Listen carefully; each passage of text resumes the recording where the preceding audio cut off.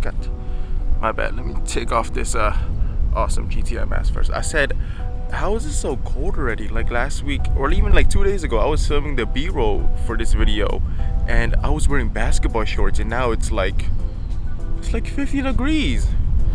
Oh, forgot windows. My bad.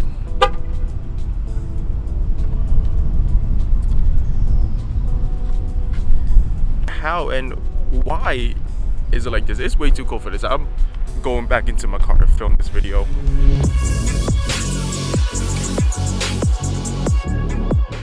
Yeah, I was gonna film this outside with like my car in the background, all cinematic setup and stuff. I even brought a whole ass launcher to set on, but nah, it's way too cold. It's gonna be a no for me, dog. But on the bright side, it's boost season. Yeah, and don't mind the big ass shades. It's not even because it's like sunny or anything like that inside my car. It's just because I'm always checking my settings and composition on the screen above my camera. So I don't want you guys to think like my eyes twitching. So anyways, a while ago I did a video that was like the 5 mods I regret from a GTI or something like that. How do I not know my own video? And I think it did pretty well, statistic wise, not because people liked it. So here's part 2, or I guess it's like part 1 of the opposite to refute what I said. Whatever, here's 5 mods that I'm glad I bought for my MK7 GTI. Yeah, so I actually don't have a JB4 anymore, but if I did, this is where it would be. If you do like a quick Google search on like what are some of the first things I should do to my MK7, or what are some of the first parts I should buy, no doubt you're gonna see a bunch of posts saying JB4, JB4, JB4. So here are some of the highlights on why or what makes JB4 so great. For number 1, it's that it's a piggyback tune, so you're not flashing your ECU in any sort of way. You're just plugging in the device into some of the sensors in your engine bay and your OBD port, and then it does its JB4 magic, and voila, you get more power. Which then leads to number 2. Theoretically, you do get to keep your factory Volkswagen warranty. Because it's a plug-and-play piggyback tune, you're not flashing ECU, so your ECU flash counter isn't going up in any way. So there's really little to no evidence that you've ever modded or tuned. So before you bring it into the dealership, just take it off and do your thing and then put it back on. And I say little to no evidence because the little part comes from, I feel like if somebody wants to and they dig long and deep enough, maybe they could find some irregularities in your car's data log. Maybe, but I'm pretty sure if you're just going in for like an oil change or to warranty, I don't know, some factory recall, they're not gonna do that. And for highlight point number 3, which I think it's my favorite highlight point, is that it is resellable. So maybe your car is a lease and after 3 years you gotta give it back or part out or whatever it may be. You can just physically take off your JB4 and sell it to the next guy. And it's not like VIN locked or owner locked, account locked. You don't have to call JB4 to unmarry it, nothing like that. Just take it off and sell it to the next guy. And they hold their value pretty well. It's not like you buy it new for 400 and then you sell it off a year or 2 later for like 50. It's more around like 250 to 300 depending if you have the Bluetooth kit or the data cable. But overall, you do get a good chunk of your money back, so it's still better than nothing. I wasn't really sure how else to represent a tune, so here's a sticker of my tune, but the same basic concepts apply across all tunes or ECU chips for you boomers out there. I think one of the biggest reasons people are not getting tuned is because they're afraid of their factory warranty getting voided, or something happens and then, you know, their warranty gets denied and they got to pay out of pocket. And I'm here to tell you it's not as black and white as that, because that's what I thought at first too, which is why I avoided getting a tune for so long. But it's more like only the parts that break because of the mods you put will get denied, if that makes sense. For example, if you have like bags or coilovers and then you have suspension problems, then yes, the dealership isn't going to fix that because that's something that's directly related to your problem: suspension, bags, coilovers. But let's say, I don't know, you put a downpipe and your stage 2 tune and your radio breaks, then yes, the dealership should fix that because your tune and your downpipe has no correlation at all with your radio. So that's the general consensus about mods and your warranty. But again, you know, every dealership is different. There are some people that are just absolute dickheads and they won't fix anything for you just because your air freshener smells too good or something. So, you know, still mod at your own risk and, you know, find a dealership that is tune friendly, ask around. I'm definitely glad that I got my car tuned. I'm on Unitronic Stage 2 with their DSG TCU tune. And knowing what I know now, I feel like, you know, I wish I would have done it sooner and maybe I would have just skipped the JB4 and gone straight to stage 2. I would definitely say a tune feels more complete than just putting a JB4 on, because the tune is, you know, actually revamping your ECU and changing all the parameters that it needs to. Paired with the DSG tune, it feels like a whole new car and a lot more powerful to me. And for my tune specifically with Unitronic, it's more of a gradual power curve. It's not like just straight up turbo abuse where you just instantly get pushed back to your seat and then you lose power on the top end.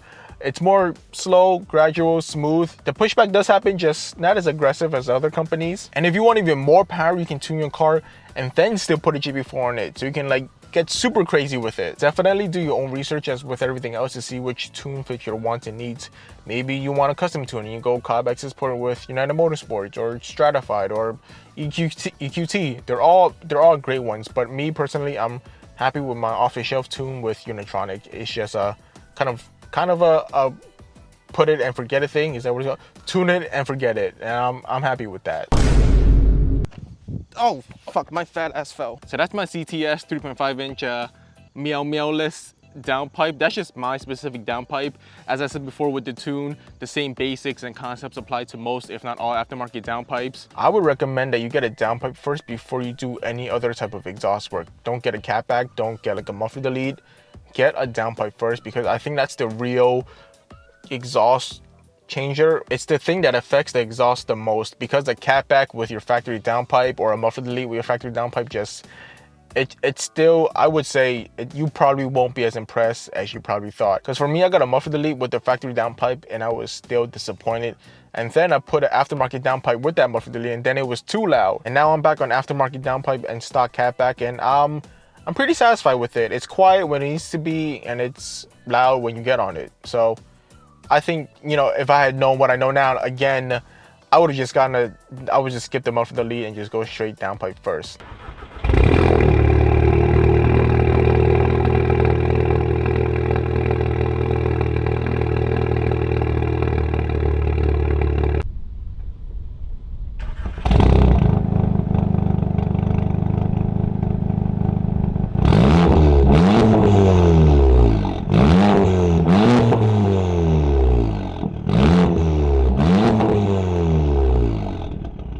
Downpipe is definitely one of those mods that I'm glad I got, because it's one of those few bolt-ons that actually makes a difference and give you some sort of power.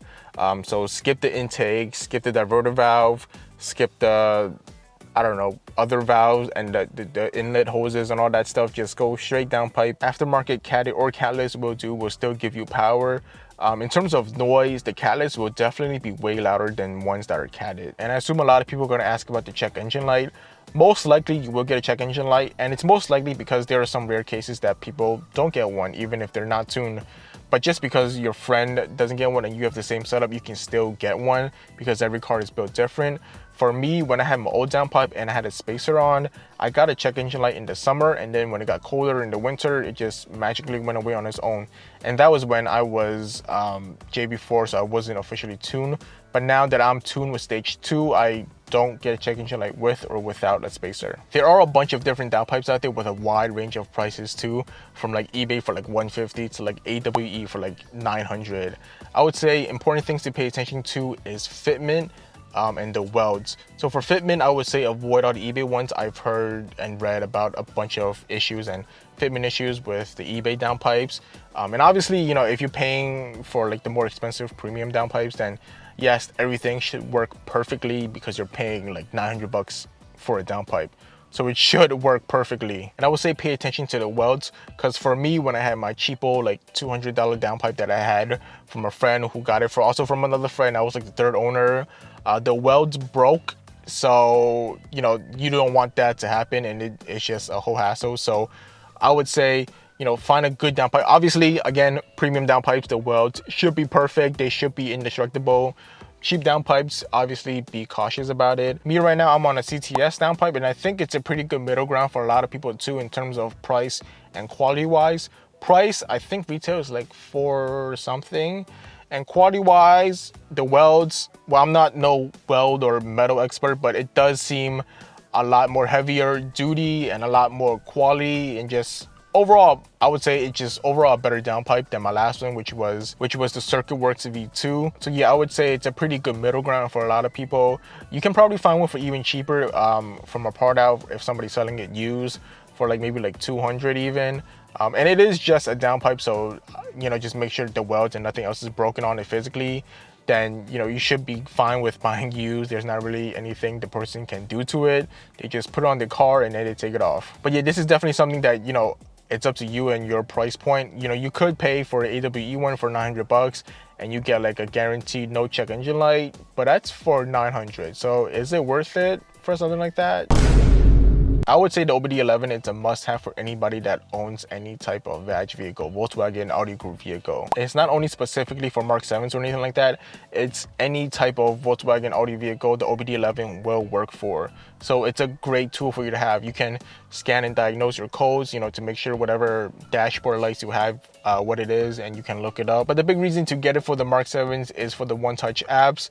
You can kind of unlock hidden features of your car, but it's really just changing some of the software in your car that was just turned off beforehand. And no, this doesn't void warranty or anything, so y'all can chill. Some of the hidden features that I've unlocked for my car with OBD is the Urban Joke tail lights, controlling my windows with the key fob like you saw in the beginning, turning my traction control completely off, coding out the LED warning when I put in LED lights for my license plate, and just there's a bunch more that can go on for hours, but just know it's overall a great tool for you to have and keep if you have any type of VAG vehicle. So these last items that I'm glad I bought, they're not like one big model or anything like that. It's a bunch of little things. It adds to these like little touches in your car that just, it's tasteful. Makes your car tasteful, if that makes sense. For one thing, the yellow fog lights really grew on me, so I ended up getting the Laminex film to put over my fog lights. They're a tad green.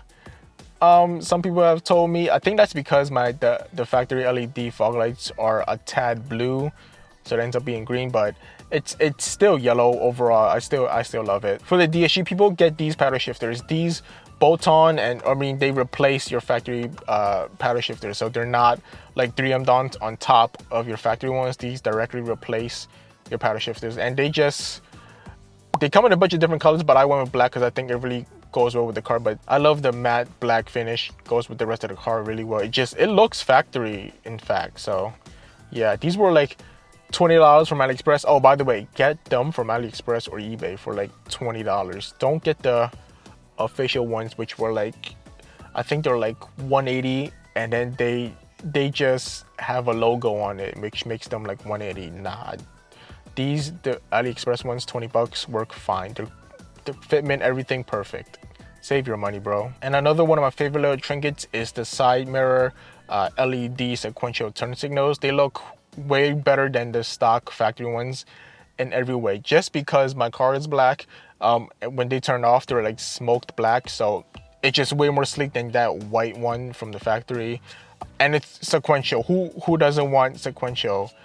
Super bright fitment and everything was perfect. 20 bucks, also AliExpress, so don't get the official ones. Again, these were great. So this one actually broke on me, and I know I've been vouching like, oh, the AliExpress ones are fine. Yeah, they're fine until they break, but honestly, I think I just got a bad copy or something, because I was already having issues with it when I was installing it, and then one day I just got into my car, got the warning that one of my right turn signal is out, and it turns out this thing is out. But honestly, I'm not too pressed about it because it was like 20 bucks on AliExpress. I just ordered another one, and now I'm just waiting a month until it gets here. So, you know, I can still buy like 8 more of these before I surpass the cost of one of the official ones. There are a bunch of other little things and little trinkets that I probably forgot to mention. I'll put in like a pinned comment down below with like a list of all of them and the links for you to check out. They're definitely worth checking out or looking into, and you probably could pick up a thing or two. And I think that is about 5 mods or items that I'm glad I bought. You know, these things are definitely my personal preference, like with all of these videos, just my personal preference, but it's just for me to give you like recommendations so you don't, you know, waste your money or your time like I did and make the same mistakes I did. So, you know, if there's any other things or questions that I might have forgot, or you think it's definitely worth getting, feel free to leave it in the comments below and let everybody else know. And if you have any questions about the stuff that I mentioned, JB4, tune, downpipe, you can also put it in the comments below and I'll try my best to answer them. And I think that's it for my outro. Let me put back on my awesome GTI mask and constrict my freedom, I guess, or something, and get on out of here and catch you guys in the next one.